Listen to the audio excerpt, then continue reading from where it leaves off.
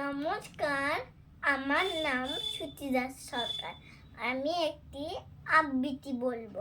সার্থক জনম আমার কবি রবীন্দ্রনাথ ঠাকুর।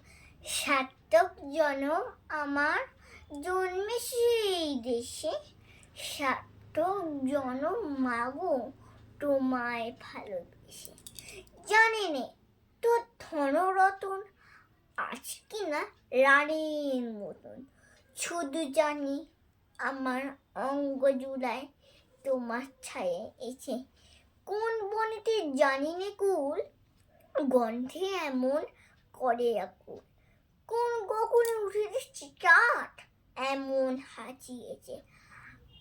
আঁখি মেলে তোমার আলো প্রথম আমার চোখ জুড়ালো। ওই আলোতে নয়ন রেখে বুঝবো নয়ন ছেচে।